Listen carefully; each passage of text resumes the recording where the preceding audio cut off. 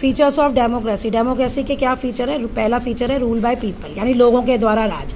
The basic idea of democracy is that people rule themselves by participating in the process of making these rules.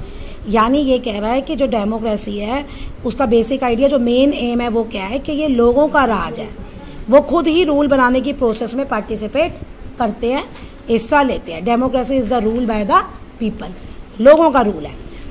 People have the power to elect their rulers और leaders. क्यों? क्योंकि जो rule बनाते हैं उनको हम लोग चुन के भेजते हैं। तो ये फीचर्स ऑफ डेमोक्रेसी में ये बोल्ड वाला लिख लेना।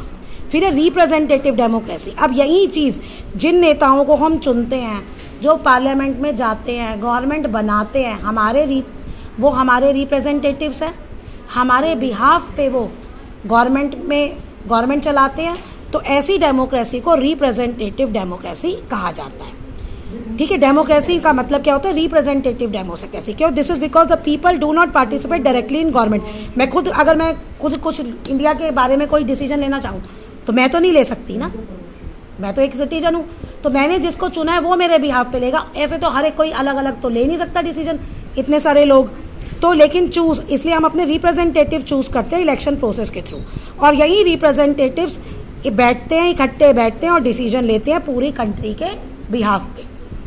यानी कि वो ये कहते हैं कि जो हम रूल बना रहे हैं वो पूरी कंट्री के लोग उसे मानेंगे, क्योंकि हमने ही उनको चुन के भेजा है। तो जो वो करेंगे हमें वो मानना पड़ेगा ही, क्योंकि हमने चुन के भेजा है।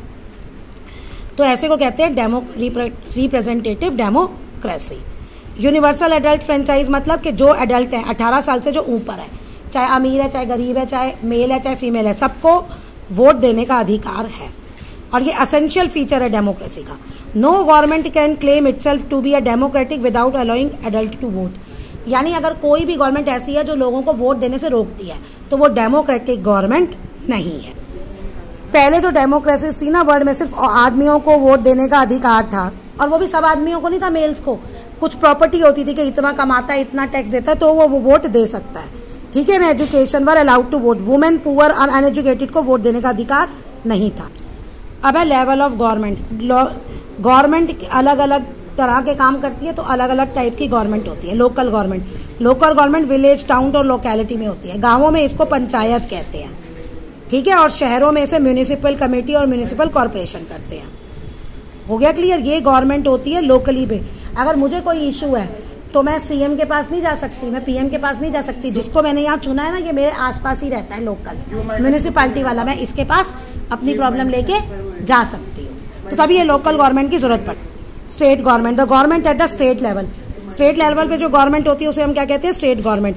ये किस इशू से डील करती है? जो पूरे स्टेट में होते हैं ना इशू, ठीक है, उससे डील करती है। जैसे बिहार की, दिल्ली की, सबकी अपनी गवर्नमेंट है। फिर है नेशनल लेवल। नेशनल लेवल मतलब पूरी कंट्री की एक government at national level is known as national government और सेंट्रल गवर्नमेंट और यूनियन गवर्नमेंट। ये जो पूरी कंट्री के इश्यूज होते हैं ना रिलेटेड, उससे डील करती है। जैसे बॉर्डर है, बॉर्डरिंग इशू है, तो वो तो पूरी कंट्री का है ना, किसी स्टेट का तो नहीं होता। दिल्ली थोड़ी इंडिया के बॉर्डर की चिंता करेगी, दिल्ली की गवर्नमेंट ही, वो तो जो पूरी इंडिया की गवर्नमेंट है वो उसकी चिंता करेगी ना एक। तो ये इश्यूज अलग अलग होते हैं। स्टेट के इश्यूज होते हैं तो उसे स्टेट गवर्नमेंट सॉल्व करती है, लोकल इश्यूज होते हैं तो लोकल गवर्नमेंट, और पूरी कंट्री में कोई प्रॉब्लम होती है तो यूनियन गवर्नमेंट। ये 3 लेवल की आपकी गवर्नमेंट।